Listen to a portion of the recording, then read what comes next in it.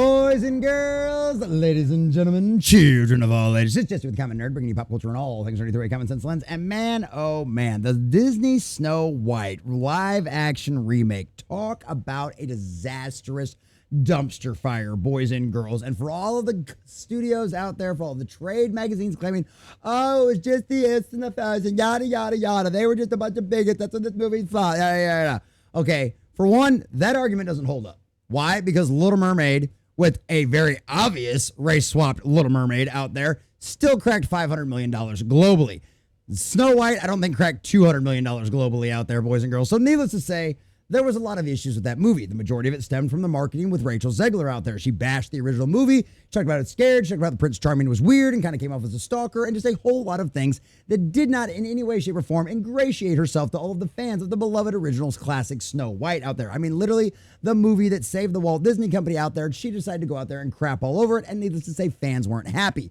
Well, Gal Gadot has gone out there and tried to do a little bit of spin on the actual reasons why the movie, at least she believes, or at least is spinning test, to why the movie flopped, and now she's doubled down and backtracking a little bit on what she said in the past. But unfortunately, I think what a lot of fans will notice is extremely absent, of course, is none other than the issues with Rachel Zegler, not only in her quote-unquote promotion of this movie, but also all of the dumb things she said out there with the fans and some of the alleged discrimination and some of the issues going on behind the scenes between her and Gal Gadot. And it's funny that they choose this picture, because if you watch them going to the Oscars and going on the stage together to prevent this, maybe she just walks like this, I don't know, but literally Rachel Zegler looks like a 2-year-old throwing a tantrum, stomping across the stage. The fact that she had to stand next to an Israeli while she's out there trying to promote Palestine and all this other kind of garbage and nonsense out there. So needless to say, it sounds like Gal Gadot is once again just trying to be an absolute class act and trying to be as kind and as generous as she can. Something you would absolutely never expect from Rachel Zegler, and that's why this movie flopped.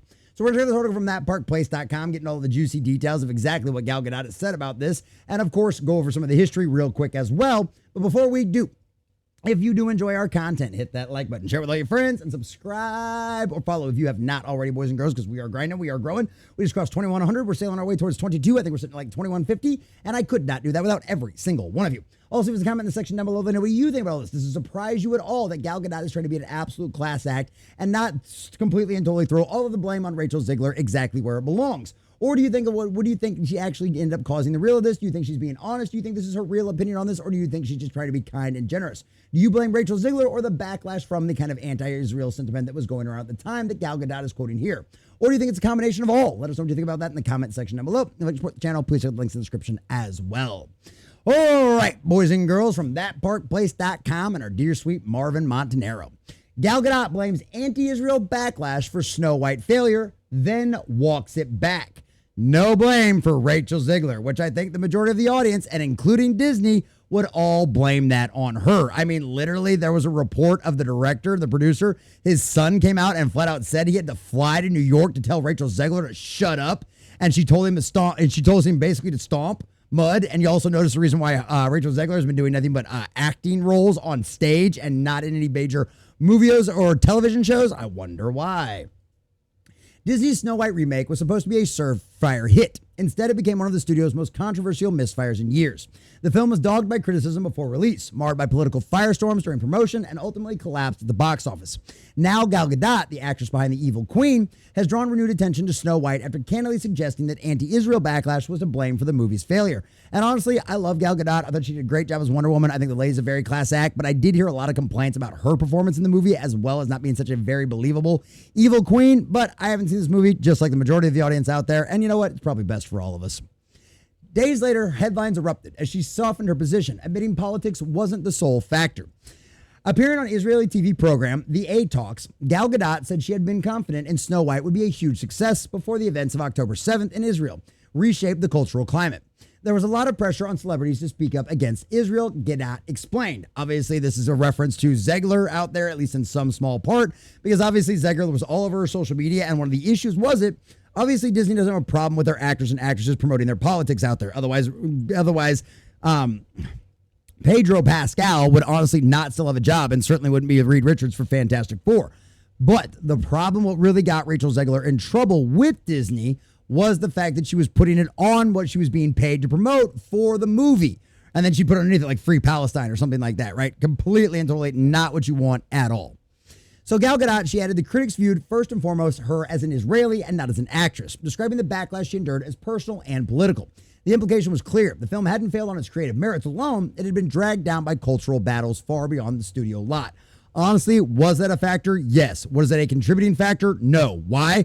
Because the majority of people in the United States and the majority of people going to see these movies like this don't give two craps about the Israeli-Palestine conflict out there. The only thing they care about is whether or not it's going to be a good movie that actually represents the IP they know and love. That was not going to be a major factor. What was a major factor is how Rachel Zegler treated the fans and the original source material. Gal Gadot and her comments can't be separated from the most visible flashpoints surrounding Snow White and Israel. Rachel Zegler and her Free Palestine post in August 2024. While promoting the film's trailer on X, Zegler wrote, "And always remember, Free Palestine!" The message went viral, racking up millions of views, which of course was the intent, and obviously got a lot of backlash from not only Disney, but a lot of fans out there, once again cementing the fact that this movie was going to be a flop right from the get-go. The fallout was swift. Gadot reportedly received threats to both her life and the lives of her family, including her small children. This forced Disney to provide additional security for her and her family, according to trade reporting producer Mark Platt. Even flew to New York to speak with Zegler about the situation.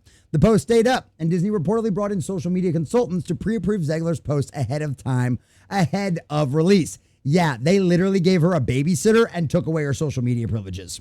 For many observers, even though Gal Gadot never mentioned Zegler by the name or cast any blame on her for those August 2024 remarks, it certainly sounded like confirmation that the political controversy Zegler had ignited was exactly what she believed poisoned the film's chances.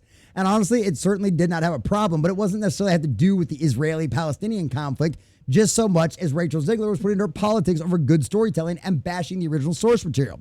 After her comments spread widely, Gadot issued a clarification. Posting on Instagram and speaking further in interviews, she acknowledged that her first remarks came from an emotional place. The film didn't fail solely because of external pressures. There are many factors that determine why a film succeeds or fails. Success is never guaranteed. And absolutely, that is the very true case out there, but I think this movie was destined to fail right from the get-go. The walkback reframed her stance. Politics she emphasized were only part of the story. Audience reception, market choices, and creative changes also played roles in the box office collapse.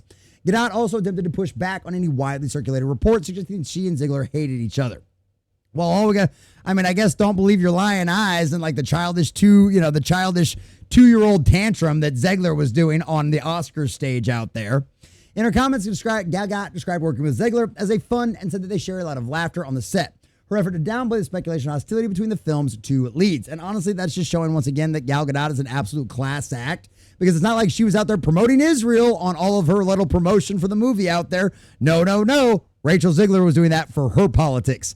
So needless to say it once again, that shows you, despite what do you think of Gal Gadot, she's a class act, and Rachel Zegler is nothing more than a spirit of the age possessed little child troll. The Snow White saga will be remembered not for the visuals of the story, but for the controversies that overwhelmed it. Zegler's activism, Gadot's Israeli identity, and Disney's bungled management combined to turn a children's fairy tale into a cultural battlefield. And it cost Disney hundreds of millions of dollars at the box office, exactly why they deserve. Gadot's evolving words capture the dilemma. First, blaming anti-Israel backlash as the decisive factor in the future's film. Then, retreating to a more nuanced explanation under the weight of the headlines. Either way, her remark demonstrates how little room Hollywood now has to separate politics from entertainment. In the modern era, box office numbers are no longer determined solely by what's on the screen, but by everything that surrounds it. And honestly, that is the case. But that's always been the case for marketing, right? Every version of marketing out there has been a lot of stuff out there. I mean, the example that I like to use is the Dungeons and Dragons, was it Den of Thieves or whatever that movie was that came out a couple of years ago from Paramount, right? The marketing was all girl boss narrative. It was all very activist kind of nonsense. And, and that really tanked the movie, because I heard from a lot of friends out there that really enjoyed the movie and said it wasn't woke at all. Despite all the marketing, it wasn't woke at all. We know marketing can be a major factor in this. Obviously, Disney blames the gay marketing behind Lightyear on as why that movie failed as well.